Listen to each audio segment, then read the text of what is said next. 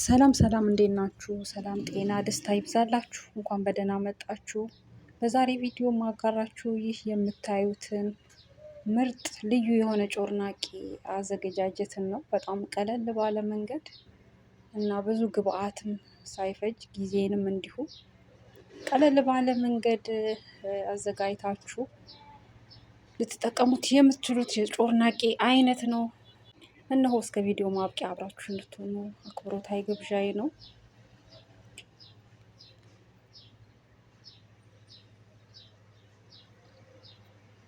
እንግዲህ ለማዘጋጀት በመጀመሪያ አንድ እንቁላል ጨምራለሁ።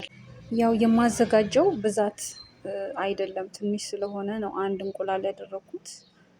በዛ አድርገን ማዘጋጀት ከፈለግን እንቁላሉንም በመጠኑ ማብዛት ይቻላል። በመቀጠልም አንድ ማንኪያ እርጎ እንዲሁም ደግሞ አንድ ሁለት የገበታ ማንኪያ የሚሆን ዘይት እንዲሁም በመቀጠል በተመሳሳይ መጠን ፍሬሽ ወተት እጨምርበታለሁ። እንግዲህ ለድምፅ ጥራት ይቅርታ።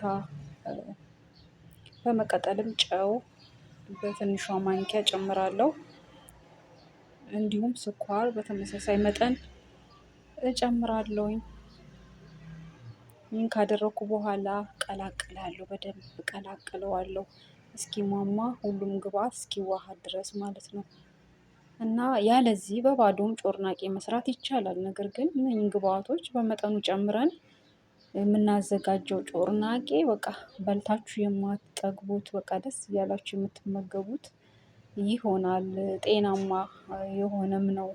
ለጤናም ጠቃሚ የሆኑ ነገሮችን ያካተተ ነው።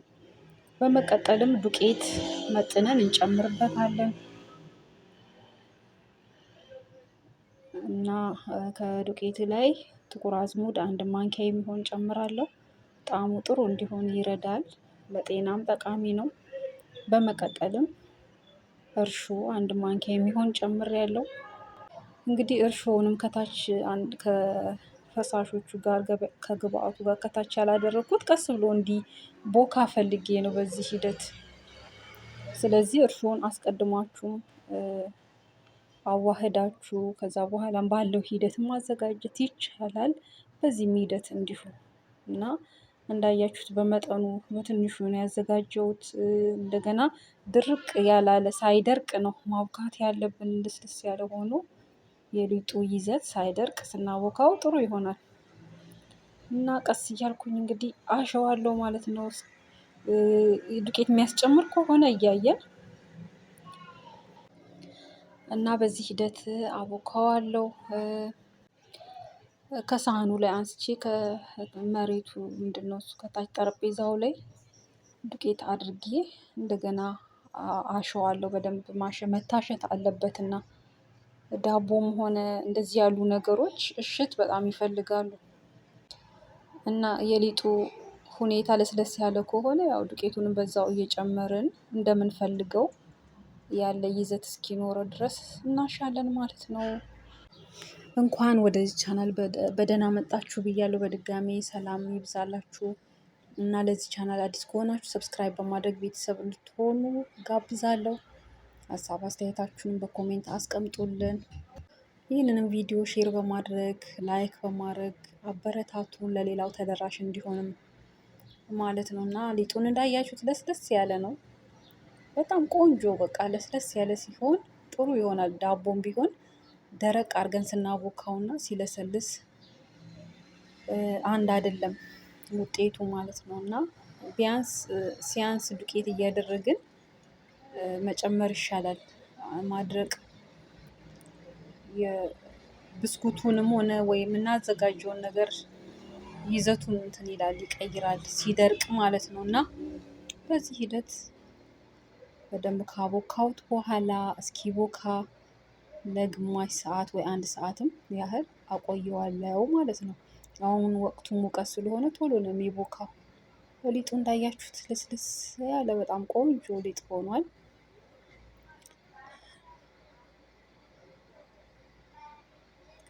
እና ከታች ሳህኑ ላይም እንደዚሁ ዱቄት አደርግና ሊጡ ለስላሳ ስለሆነ እንዳያያዝ ያግዛል፣ ይረዳል ማለት ነው።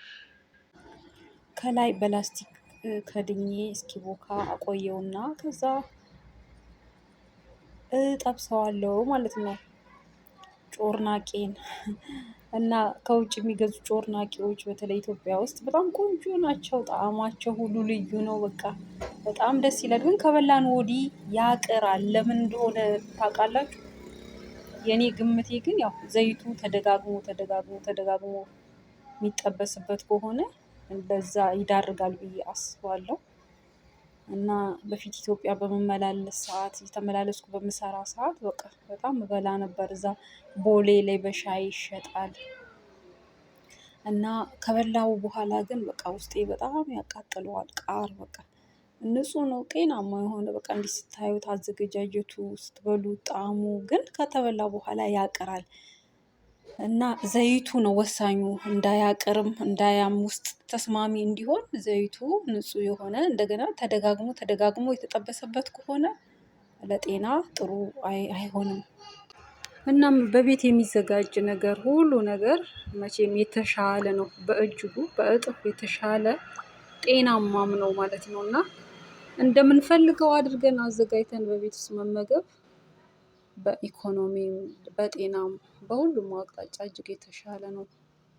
እና ከቦካ በኋላ ሊጡን እንዳያችሁት ነው፣ ቆንጆ ሆኖ ቦክቷል። ከዛ በዚህ ሂደት እየጠቀለልኩኝ ነው ጥምዝም አድርገው ማለት ነው። ድቡልቡልም አድርገን ማዘጋጀት ይቻላል። ነገር ግን በዚህ ሂደት ጠቅልል አድርገን ጥምዝ እንደዚህ ሮል ስናደርገው ሲበስል በጣም ደስ ይላል። ፍክትክትክት ያለ ነው የሚሆነው፣ ውስጡ ልዩ ነው። እና በዚህ ሂደት እንዳያችሁት በመጠኑ ትንሽ ነው ያዘጋጀሁት፣ ግን ብዙ ነው የሚሆነው ራሱ። ውሃ ምናምን አልገባበትም እንዳያችሁት ግብአት ውስጥ፣ ግን ብዙ እንትን ይላል ይበዛል ራሱ ማለት ነው። እና አነስ አድርጎ አዘጋጅቶ ፍሬሹን መመገብ፣ ከዛ ደግሞ ስንፈልግ እንዲሁ እና እንዳያችሁት ያምራል። ቆንጆ ነው የሊጡ ማቦካክ።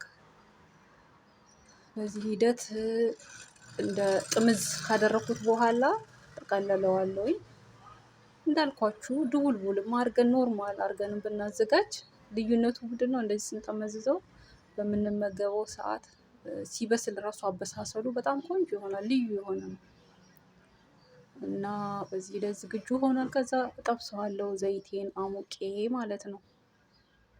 መጀመሪያ ከድኜው የተወሰነ ደቂቃ በዚህ ሂደት ተወዋለሁ፣ ምክንያቱም ትንሽ ከፍ እንዲል ሊጡ ማለት ነው። እና የሀገራችን ጮርናቄ ይለያል። ሌላ ሀገር እንደሱ አይሰሩም። የራሳቸው የየሀገሩ የአሰራር እንትን አለው። እንደ ጮርናቄ ያለ ሆኖ ለየት ለየት ለየት ያለ ግን የሀገራችን የኢትዮጵያ ጮርናቄ ዋው ነው፣ በጣም ደስ ይላል። እንዳልኳችሁ ግን ስንመገበው የሚያቅረው ነገር ያ ብቻ ነው። እና ይመቻችሁ እላለሁ። ተመገቡ በዚህ ሂደት አዘጋጅታችሁ።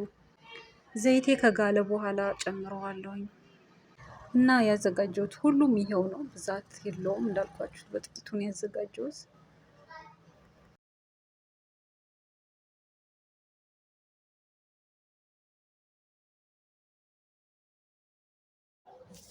ከዛም እንግዲህ እንደዚህ ብራውን ሲሆን ገለብጠዋለሁኝ። ዘይቱ የጋለ ስለሆነ ቶሎ እንትን ያለው እና እሳቱን ዝግ ማድረግ በጣም ተገቢ ነው፣ ውስጥ ድረስ በደንብ እንዲበስል።